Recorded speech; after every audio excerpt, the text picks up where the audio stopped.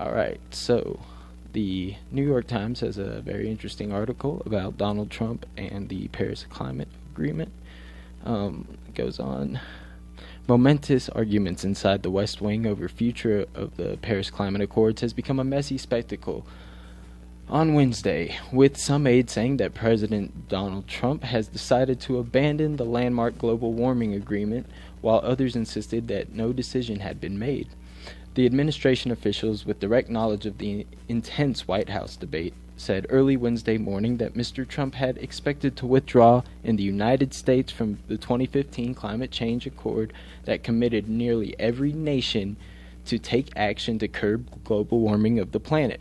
So every nation in the world agrees just about that they should take action. I mean, every nation that was in the Paris Climate Accord agreed that they should take action to curb the effects of global warming, that it was something that was of like monumental importance to fix, because everybody agrees that it's a problem and we're causing it, and there's a way to fix it, and that's by going green. Now China has already jumped sail on this, and now that they are committed to this green technology revolution in their country, they're going to be developing all kinds of innovative solutions to get this, carbon-free emission-based power. And it's going to be a a long time for the U.S. to get where China's going to be. Not to mention China, if they do develop this technology, they have a very strict patent and trademark procedures in the country, meaning that, if the U.S. did want to use that technology, we would have to pay China a huge amount of money for using their technology, or at least their, maybe even have to buy their machinery. I'm not sure exactly how that works. But it goes on. On Wednesday evening, 3 other officials briefed on the plan said that the announcement was expected Thursday afternoon at the White House, although they said the decision could still change.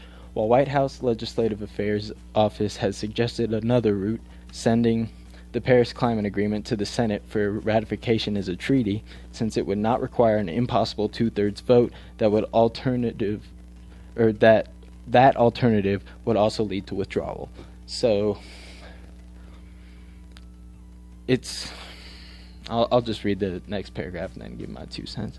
Other White House insiders disputed those reports, saying that no verdict had been reached. Mr. Trump, speaking to reporters on Wednesday afternoon, offered only, quote, "I'm hearing from a lot of people both ways," end quote, and promised a decision, quote, "very soon." So I think Trump was about to withdraw, and then he heard the huge amount of backlash from this, from all these concerned citizens who, actually believe that climate change is man-made and not a hoax created by the Chinese, and do want to do something to help our environment out. And if he doesn't take action, which he won't, we're going to fall behind economically. How many more jobs there are in solar and green technology than there are in coal, which he's trying to bring back.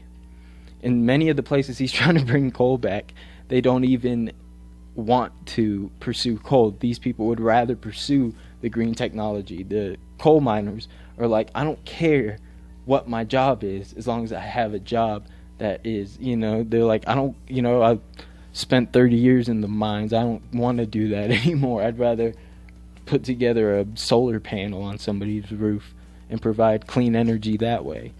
So if he pulls out of this, we're going to have a huge problem in not just the United States, but it's going to show to the rest of the world that we're not the leaders in, the moral philosophy of, being altruistic and being democratic, because if it was really democratic, the majority of Americans agree that we need to do something about climate change, and he just doesn't seem to get that through his head.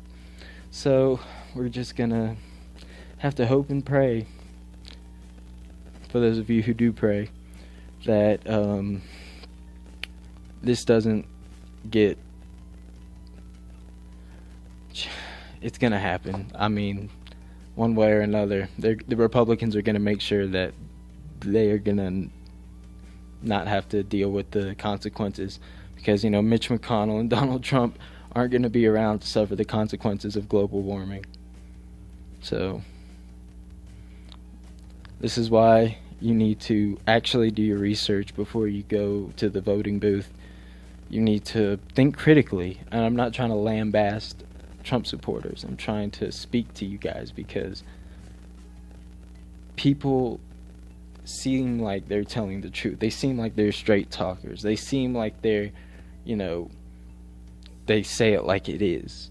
And there's no problem with speaking, and saying horrible things like about women, etc. And you can put all that aside and still see that this guy was not fit to serve.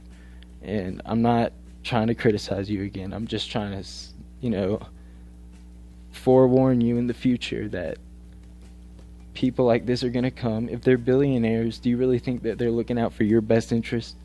Do you think Betsy DeVos, a billionaire who's tied to the Blackwater Christian fundamentalist mercenary group hired by the United States government to go fight overseas and massacred hundreds of civilians? Yeah, that's her brother, Betsy DeVos. Do you really think these people have your best interest at heart? Do you really think that they care about your kids' future? Or do you think they care about getting rich? I mean, you might think that they are sincere, and if you've done your research and looked at it from, unbiased sources, or maybe sources on both the left and right,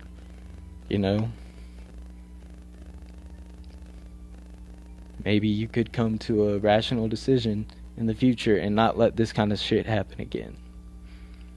So, that being said, it's been a while, I know, since I've made a video. If you've stuck through it this long, it's because I've moved to Colorado Springs from Texas, and I'm loving it here. I'll start to make more videos in the future. I'm looking for a job still, so it may not be as frequently, but I will keep trying to make a few. So, stick around, and thank you for watching The Primo Show. Peace out.